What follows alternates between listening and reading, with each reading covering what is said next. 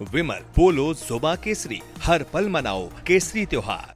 गरिमा जी, मैं पूरे सम्मान के साथ ये कहना चाहता हूं कि जो लोग आज संसद के अंदर भाषण दे रहे थे और पाप बता रहे थे, क्या उनमें से कितने लोग होंगे जो वंदे मातरम गा के सुना सकते हैं?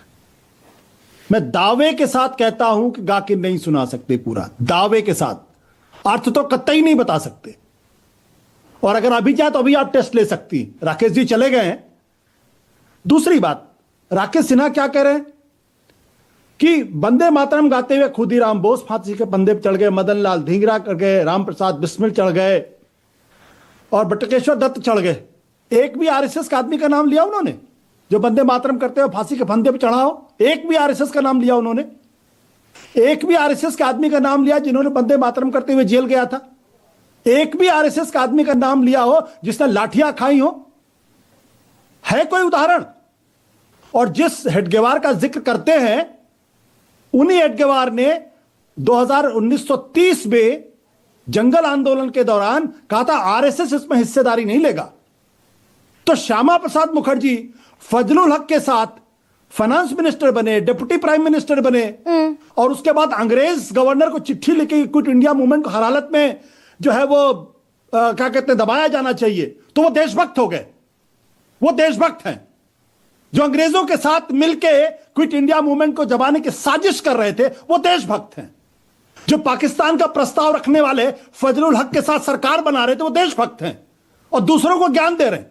जो पाकिस्तान जाके 38 में टू नेशन थ्योरी रखी वीर सावरकर ने गुजरात में रखी। मैं आपको बता, जो पाकिस्तान जाके जिन्ना की तारीफ कर रहे थे, उनको सेकुलर बता रहे थे, वह देशभक्ति का सर्टिफिकेट बांट रहे। दुर्भाग्य की बात क्या, मैं आपको बताता हूं सर, छोटा सा समाप्त। दरअसल आरएसएस और बीजेपी के अंदर इतना नैतिक साहस नहीं है कि खुलेआम कह सके कि महात्मा गांधी, गुरुदेव रविंद्रनाथ टैगोर, सुभाष चंद्र बोस, सरदार पटेल, ये सब लोगों ने मिलकर पाप किया।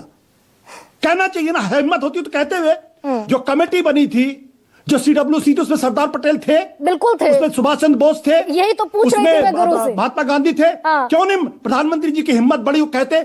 क्यों नहीं राजनाथ सिंह के अंदर हिम्मत बड़ी बोलते? कह रहे कि इन लोगों की समझ गलत, यानी महात्मा गांधी की समझ खराब थी। भाई संविधान सभा में अगर 24 तारीख को 2 दिन पहले संविधान के लागू होने से मुझे 2 दिन पहले इस पर चर्चा हो रही है, बाकायदा डॉक्टर राजेंद्र प्रसाद कह रहे हैं, और कॉन्स्टिट्यूएंट असेंबली जिसको पास कर रही है उसकी समझ नहीं थी।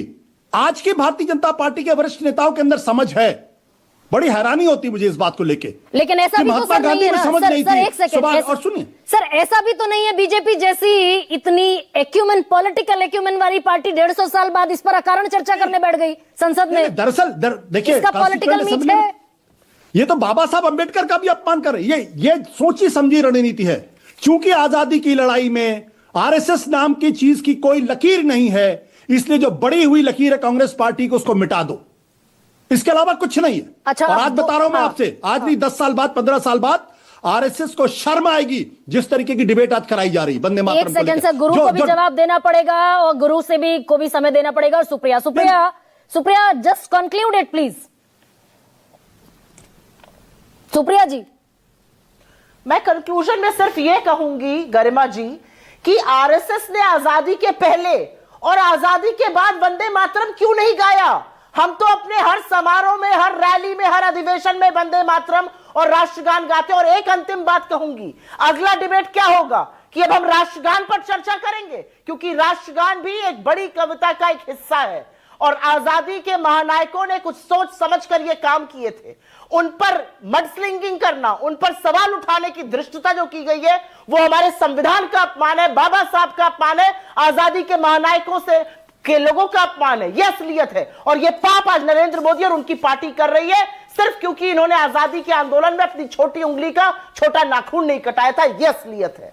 अब गुरु, छोटा सा सवाल, भाई इतना जरूरी वंदे मातरम, राष्ट्रभक्ति का प्रतीक वंदे मातरम, अटल बिहारी वाजपेयी ने कल्याण सिंह के आदेश को रिवोक कर दिया 1998 में, छोटा सा जवाब दे दीजिए।